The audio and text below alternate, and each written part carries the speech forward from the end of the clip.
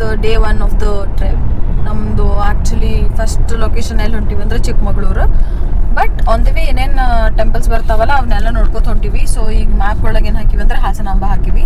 So Rahul ಇದ್ದಾನ. ನಾವು usually ಟ್ರಿಪ್ಪಿಗೆ ಹೋಗ್ಬೇಕಾದ್ರೆ ಅರ್ಲಿ ಮಾರ್ನಿಂಗ್ನೇ ಎದ್ದು ಅರೌಂಡ್ 4 o'clock ಎದ್ಬಿಟ್ಟಿರ್ತೀವಿ. ಸೊ ದಟ್ ಸ್ನಾನ ಎಲ್ಲ ಮಾಡಿಕೊಂಡು ರಾಹುಲ್ ಎಲ್ಲ ಖಾರದ ಪೂಜೆ ಎಲ್ಲ ಮಾಡ್ತಾನೆ, ನಿಂಬೆಹಣ್ಣೆಲ್ಲ ಇಡ್ತೀವಿ. ಅದೆಲ್ಲ ವಿ ಆರ್ ವೆರಿ ಹಾಗೆ ಟ್ರೆಡಿಷ್ನಲ್. ಆಮೇಲೆ ಮೆಣಸಿಕಾಯಿ ನಿಂಬೆಹಣ್ಣು ಅದೆಲ್ಲ ಕಟ್ಟೋದು, ಪೂಜೆ ಎಲ್ಲ ಮಾಡೋದು. ಇವಾಗ ಹಾಸನಾಂಬ ಇನ್ನೂ 160 kilometers ಅದು. ಅಲ್ಲಿ ಹೋದ್ಮೇಲೆ ಮತ್ತೆ ಹಾಸನಾಂಬದು ಟೆಂಪಲ್ನು ತೋರಿಸ್ತೀನಂತ. ಅದಕ್ಕಿಂತ ಮುಂಚೆ ನಾವು ಟ್ರಿಪ್ಪಿಗೆ ಹೋಗ್ಬೇಕಾದ್ರೆ ಮಾರ್ನಿಂಗ್ ಎದ್ದ ಮೇಲೆ ಏನು ಸ್ಟಾರ್ಟ್ ಮಾಡ್ತೀವಲ್ಲ ಆಗ ಬನ್ನಿ ಬಿಡೋಕ್ಕಿಂತ ಮುಂಚೆ ನಾವು ಇದು ಅಂತೀವಿ, ಯಾವತ್ತೂ ನಮ್ಮದು ಸೇಫ್ ಆಗಿರಲಿ ರೈಡ್ ಅನ್ನೋ ಸಂಬಂಧ ನಾವು ಶ್ರೀ ಕೃಷ್ಣಾಯ ವಾಸುದೇವಾಯ ಹರೇ ಪರಮಾತ್ಮನೇ ಪ್ರಣತಃ ಕ್ಲೇಶನಾಶಾಯ ಗೋವಿಂದಾಯ ನಮೋ ನಮಃ ಅಂತ ಹೇಳ್ತೀವಿ ಈ ಮಂತ್ರ. ಸೊ ದ್ಯಾಟ್ ನೀವು ರೂಢಿ ಮಾಡ್ಕೋರಿ ಇದನ್ನ, ಯಾಕಂದ್ರೆ ಸೇಫಾಗಿ ಹೋಗಿ ಬರಲಿಕ್ಕೆ ಜರ್ನಿ ಇಬ್ರು ನಾವು ಅಂತೀವಿ. ಅದಾದಮೇಲೆ ಮತ್ತೆ ಹನುಮಾನ್ ಚಾಲೀಸಾನೇ ನಮ್ದು ಫಸ್ಟ್ ಸಾಂಗ್ ಯಾವತ್ತೂ. So ಈಗಿದ first song Hanuman Chalisa ಇರ್ತೈತಿ ಕಾರ್ದಾಗ ಹೋಗ್ಬೇಕಾರೆ. ಆಮೇಲೆ ಏನೈತಿಲ್ಲ ಪ್ಲೇ ಲಿಸ್ಟ್ ಎಲ್ಲ ನಾನು ಚಾಲು ಆಗ್ತಾವೆ. ಯಾಕಂದ್ರೆ ಡ್ರೈವಿಂಗ್ ಮಾಡ್ಬೇಕಾದ್ರೆ ನನಗೆ ಜೋಶ್ ಬರೋ ಸಾಂಗ್ಸ್ ಬೇಕು. ಫಸ್ಟ್ ದೇವ್ರ ಹಾಡ ಹಾಕಿರ್ತೀವಿ.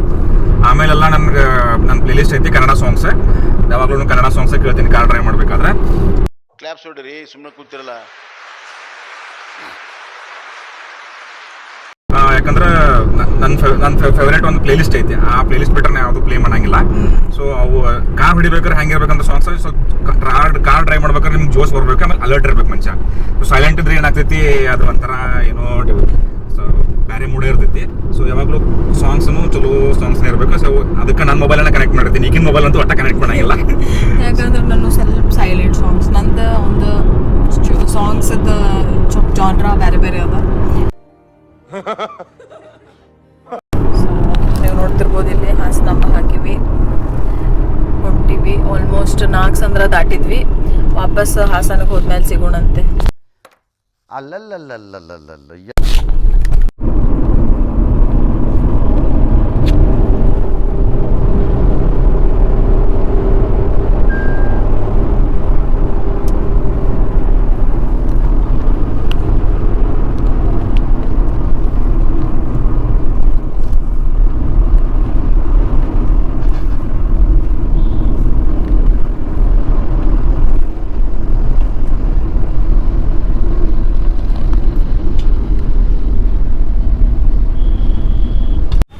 ಸೊ ಈಗ ಹಾಸನಾಂಬೆ ಟೆಂಪಲ್ಗೆ ಜಸ್ಟ್ ರೀಚ್ ಆಗೀವಿ. ಓಕೆ, ಟೆಂಪಲ್ದ ಎಂಟ್ರೆನ್ಸ್.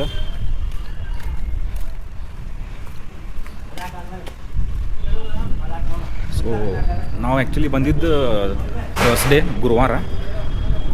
ಅಷ್ಟು ಏನು ಕ್ರೌಡ್ ಇಲ್ಲ, ಆರಾಮ ಎಷ್ಟು ಶಾಂತ ಅದ ನೋಡ್ರಿ ಗುಡಿ.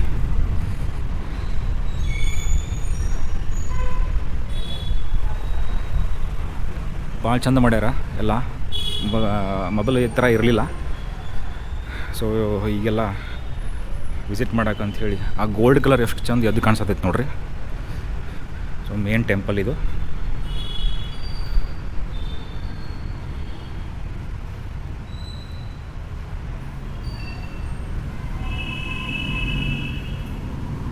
ಆ್ಯಕ್ಚುಲಿ ಇದೆಲ್ಲ ಮೇನ್ ಟೆಂಪಲ್.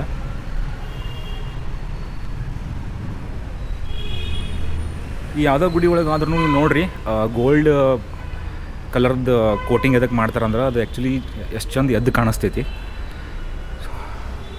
ಕಲರ್ ಭಾಳ ಅಟ್ರಾಕ್ಟಿವ್ ಕಾಣಿಸ್ತೈತಿ ಯಾವಾಗಲೂ ಗೋಲ್ಡ್ ಕಲರ್ ಟೆಂಪಲ್ಸಿಗೆ. ಸೊ ಅದಕ್ಕೆ ಗೋಲ್ಡ್ ಕಲರ್ದು ಕೋಟಿಂಗ್ ಮಾಡಿರ್ತಾರೆ ಎಲ್ಲ ಕಡೆ.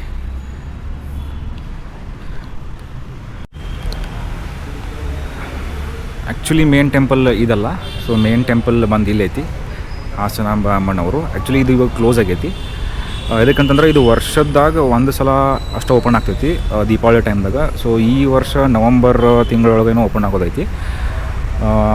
ಕರೆಕ್ಟ್ 9 ಡೇ ಏನೋ ಅಷ್ಟು ಓಪನ್ ಇರ್ತೈತೆ ಅಂತ. ಸೊ ಅವಾಗನ ಮಂದಿ ಎಲ್ಲ ಅದರಿಂದ ದರ್ಶನ ತೊಗೊತಾರೆ. ಸೊ ಅಲ್ಲಿ ಮಟ್ಟ ಇದು ಟೆಂಪಲ್ ದರ್ಶನಕ್ಕೆ ಅಲೋವ್ ಇರೋಂಗಿಲ್ಲ. ಸೊ ಇವಾಗ ಏನು ಮಾಡತ್ತೀವಿ ಅಂದ್ರೆ ನಾವು ಈ ಟೆಂಪಲ್ದು ಅಷ್ಟೇ ದರ್ಶನ ತೊಗೊಂಡು ನೆಕ್ಸ್ಟ್ ಇವಾಗ ಬೇಲೂರಿಗೆ ಹೊಂಟೇವಿ. ಸೊ ನೀವು ನೋಡ್ದಂಗೆ ಹಾಸನಾಂಬ ಟೆಂಪಲ್ ಅಂತೂ ಮುಚ್ಚ ಚರ್ಚ್ ಇತ್ತು, ಅದು ವರ್ಷಕ್ಕೆ ಒಂದೇ ಸರ್ತಿ ಓಪನ್ ಆಗ್ತದೆ. ಅದರದ್ದು ಮುಂದಿರುವಂಥ ಸಿದ್ದೇಶ್ವರ ಸ್ವಾಮಿಗಳ್ದು ಟೆಂಪಲಿಗೆ ಹೋಗಿ ದರ್ಶನ ತಗೊಂಡ್ವಿ. ಆಮೇಲೆ ಇವಾಗ ನಾವು ಬೇಲೂರದ್ದು ರೂಟ್ ಒಳಗಿರುವಂಥ ಶ್ರೀ ದೊಡ್ಡಗಾವಲಿ ಟೆಂಪಲಿಗೆ ಹೊಂಟಿವಿ. ಅದನ್ನ ಕಟ್ಸಿದ್ದು ಹೊಯ್ಸಳರು 12ನೇ ಶತಮಾನದೊಳಗೆ. ಅದು ಲಕ್ಷ್ಮೀದೇವಿ ಟೆಂಪಲನ್ನು ಕಟ್ಸಿದ್ದು. ಅದು ಭಾಳನೇ ಭಾಳ ಚಂದದ, ಫುಲ್ ಕಲ್ಲಿಂದ ಮಾಡ್ಯಾರ. ಅದನ್ನ ಇವಾಗ ಹೋದ್ಮೇಲೆ ನಿಮಗೆ ಒಂದು ಲುಕ್ ತೋರಿಸ್ತೀವಂತ. Wait for it. ಸೊ ಈಗ ಜಸ್ಟ್ ರೀಚ್ ಆದ್ವಿ ನಾವು ದೊಡ್ಡಗಾವಲಿ ಮಹಾಲಕ್ಷ್ಮಿ ಟೆಂಪಲಿಗೆ. ಇದೇ ನೋಡ್ರಿ ಟೆಂಪಲ್ಲು. ಇದ್ರ ಸುತ್ತಮುತ್ತ ಫುಲ್ ಗ್ರೀನರಿ ಅದ. ಆಮೇಲೆ ಒಂದು ಲೇಕು ಅದ, ಅದನ್ನ ಆಮೇಲೆ ತೋರಿಸ್ತೀವಂತ. ಸೊ ಎಷ್ಟು ಚಂದ ಕೆತ್ತನೆ ಮಾಡ್ಯಾರ ಇದನ್ನೆಲ್ಲ. 12ನೇ ಶತಮಾನದೊಳಗೆ ಹೊಯ್ಸಳರ ಕಾಲದೊಳಗೆ ಕೆತ್ತನೆ ಮಾಡಿದ್ದ ಮಹಾಲಕ್ಷ್ಮಿ ಟೆಂಪಲ್ ಇದು. ಒಳಗೆ ಗರ್ಭಗುಡಿನೂ ತೋರಿಸ್ತದಂತ ಮುಂದಿನ ಪಾರ್ಟ್ ಒಳಗಡೆ. ಆದ್ರೆ ಇದ್ರದ್ದು ಸ್ಪೆಷಾಲಿಟಿ ಏನು ಗರ್ಭಗುಡಿದಂತಂದ್ರೆ, ಎಂಟ್ರಿ ಆದಮೇಲೆ 4 ದಿಕ್ಕು ಒಳಗೆ ಒಂದೊಂದು ದೇವ್ರನ್ನ ಮಾಡ್ಯಾರ. ಉತ್ತರ ದಿಕ್ಕಿಗೆ ಕಾಳಿ ದೇವಾಲಯ, ಆಮೇಲೆ ಪೂರ್ವ ದಿಕ್ಕಿಗೆ ಮಹಾಲಕ್ಷ್ಮೀದು ದೇವಾಲಯ, ಪಶ್ಚಿಮಕ್ಕೆ ಶಿವಂದು, ಮತ್ತು ದಕ್ಷಿಣಕ್ಕೆ ವಿಷ್ಣುವಂದು. ಇಷ್ಟು ಚಂದವ ಮೂರ್ತಿಗಳು, ಫುಲ್ ಹಳೇ ಕಾಲನ ಕೆತ್ತಿದ್ದಂತ ಖರೇನೆ ಅನ್ನಿಸ್ತದೆ. ಇಲ್ಲೂ ನೋಡ್ತಿರ್ಬೋದು ಒಂದೊಂದು ಡೀಟೇಲ್ಸು ಇಷ್ಟು ಚಂದ ಕೆತ್ತನೆ ಮಾಡಿದ್ದದ ಇದು ಟೆಂಪಲ್ಲು. ಆಮೇಲೆ ನಾವು ಹೋದಾಗ ಯಾರೂ ಇರಲಿಲ್ಲ, ಅರ್ಚಕರಿದ್ದರು. ಅದು ಬಿಟ್ಟರೆ ನಾವೇ. ಭಾಳ ಅಂದ್ರೆ ಪೀಸ್ಫುಲ್ ಇತ್ತು. ಇಲ್ಲೆಲ್ಲ ಸ್ಮಾಲ್ ಟೆಂಪಲ್ಸ್ ಅವ, ಬಟ್ ಅದ್ರೊಳಗೆ ಯಾವುದೂ ಮೂರ್ತಿ ಇಲ್ಲ. ಮತ್ತು ಈ ಗೇಟ್ ಥ್ರೂ ಹೋದ್ರೆ ನಮಗೆ ಅದು ಲೇಕ್ ಟೈಪ್, ನ್ಯಾಚುರಲಿ ಲೇಕ್ ಅದ ಅದು. ಅಲ್ಲಿ ನಾವು ಒಂದು ಸ್ವಲ್ಪ ಕೂತಿದ್ವಿ. ಗಾಳಿ ಎಲ್ಲ ಇಷ್ಟು ಪ್ಯೂರ್ ಇತ್ತು ಅಂತಂದರೆ ಅಲ್ಲಿ ಬಿಟ್ಟು ಬರಲಿಕ್ಕೆ ಮನಸ್ಸಾಗ್ಲಿಕತ್ತಿರಲಿಲ್ಲ. ಇದು ಹಾಸನದಿಂದ ಅರೌಂಡ್ 15 ಕಿಲೋಮೀಟರ್ಸ್ ಅದ. ಆಮೇಲೆ ಹಳಬೀಡದಿಂದ 16 ಕಿಲೋಮೀಟರ್ ಆಗ್ತದೆ. ಬೇಲೂರಿಂದ 25. ಸೊ ಎಲ್ಲ ದಿಕ್ಕದಿಂದನೂ ಇದು ಸಮೀಪ ಆಗ್ತದೆ ಟೆಂಪಲ್. ಇದು ಮಾತ್ರ ಮಿಸ್ ಮಾಡಬಾರ್ದು.